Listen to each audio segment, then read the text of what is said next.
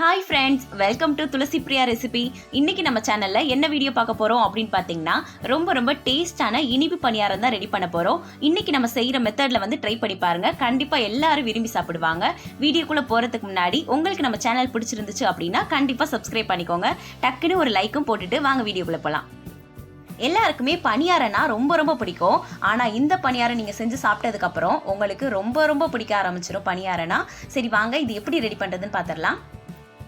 First நம்ம ஒரு mixie jar எடுத்துக்கலாம். இதுல பாத்தீங்கன்னா ஒரு கைப்பிடி அளவுக்கு தேங்காய் சில் போட்டுக்கலாம். அடுத்து ஒரு வாழைப்பழத்தை சின்னதா கட் பண்ணி போட்டுக்கலாம். நீங்க எந்த வாழைப்பழம் வேணா எடுத்துக்கலாம். நான் பாத்தீங்கன்னா செவ்வாழைப்பழம் தான் எடுத்திருக்கேன். அடுத்ததா பாத்தீங்கன்னா 3 ஏலக்காய் சேர்த்துக்கிறேன். நெக்ஸ்ட் பாத்தீங்கன்னா நான் கொஞ்சமா தேங்காய் தண்ணி ஆட் பண்ணிக்கிறேன். உங்ககிட்ட தேங்காய் தண்ணி இல்லைன்னா நீங்க நார்மல் வாட்டரை கூட யூஸ் பண்ணிக்கலாம். இப்போ இதை நல்லா அரைச்சிட்டு வந்துடலாம். ஓகே, அரைச்சாச்சு. ரொம்ப நைஸா அரைக்கணும்னு அவசியம் இல்லை, இந்த மாதிரி அரைச்சிக்கோங்க. நெக்ஸ்ட் பாத்தீங்கன்னா ஒரு 1/4 கிலோ அளவுக்கு கோதுமை மாவு எடுத்து வச்சிருக்கேன். கோதுமை மாவுல இந்த ரெசிபி செய்யறதுனால கோதுமை அப்பம் சாப்பிட்ற மாதிரியே இருக்கும். நெக்ஸ்ட் பாத்தீங்கன்னா தோசை மாவு 1/2 கப் சேர்த்துக்கலாம். அடுத்து 1 ஸ்பூன் அளவுக்கு ரவை சேர்த்துக்கலாம். இப்ப இதுல லைட்டா மட்டும் உப்பு சேர்த்துக்கலாம். நெக்ஸ்ட் நான் 5-6 முந்திரி பருப்பை சின்னதா கட் பண்ணிட்டு இதை சேர்த்துக்கிறேன். அடுத்ததா 200 கிராம் அளவுக்கு வெல்லத்தை தட்டி வச்சிருக்கேன்.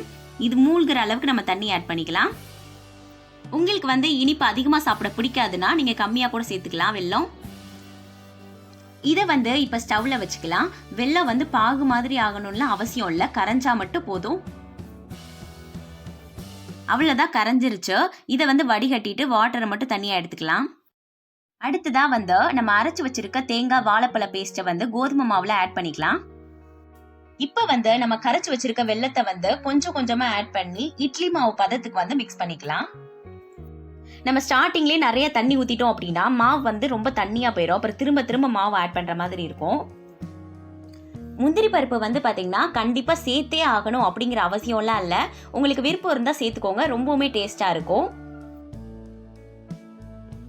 மாவு பாத்தீங்கன்னா கெட்டியா இல்லாம நல்லா மிக்ஸ் பண்ணியாச்சு. இந்த பக்குவத்துல இருக்கணும்.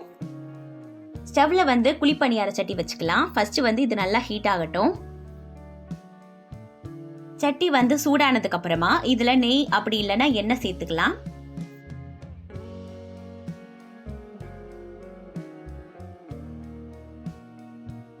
நம்ம இப்ப ரெடி பண்ணி வச்சிருக்க மாவெல்லாம் எடுத்து ஒவ்வொரு குழியிலயா அழகா ஊத்திக்கலாம். ஸ்டவ்வை பாத்தீங்கன்னா மீடியம் ஃப்ளேம்லயே வச்சிருங்க. ஸ்டவ்வை நம்ம ஹை ஃப்ளேம்ல வச்சோம் அப்படின்னா இதுல நம்ம வெல்லம் சேர்த்திருக்கிறதுனால பணியாரம் டக்குன்னு கலர் சேஞ்ச் ஆயிரும். ஆனா உள்ளுக்குள்ளெல்லாம் பாத்தீங்கன்னா நல்லாவே வெந்திருக்காது.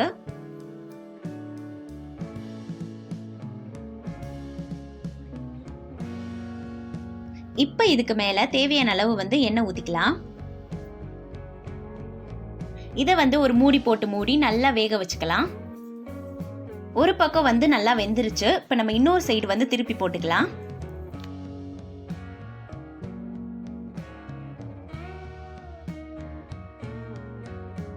திரும்பவும் நம்ம மூடி வச்சு வேக வச்சுக்கலாம். ஓகே, 2 சைடுமே பணியாரம் நல்லா வெந்து கோல்டு கலர்ல சேஞ்ச் ஆயிருச்சு. இப்போ இது எல்லாத்தையுமே வேற ஒரு பிளேட்டுக்கு மாத்திக்கலாம். இப்ப மீத இருக்க மாவையும் இந்த மாதிரி பணியாரமா சுட்டு எடுத்துக்கலாம். ஓகே, அவ்வளவுதான். ரொம்ப டேஸ்டான ஸ்வீட்டான பணியாரம் ரெடி ஆயிருச்சு. கண்டிப்பா உங்க வீட்டுல இருக்க எல்லாருக்குமே செஞ்சு கொடுங்க. நான் பாத்தீங்கன்னா இந்த பணியாரத்துல சோடாப்பு எதுவுமே ஆட் பண்ணல. உங்களுக்கு விருப்பம் இருந்தா நீங்க சேர்த்து செய்யலாம். கண்டிப்பா இந்த பணியாரத்தை உங்க வீட்டுல செஞ்சு பார்த்துட்டு எப்படி இருந்துச்சுன்னு கமெண்ட்ல சொல்லுங்க. இதே மாதிரி ரொம்ப டேஸ்டான டிஃபன் ஐட்டம்ஸ்லாம் நீங்க பார்க்கணும் அப்படின்னா இங்க தெரியுது பாத்தீங்களா, இந்த வீடியோவை கிளிக் பண்ணி பாருங்க. நான் அங்க உங்களை பார்க்குறேன்.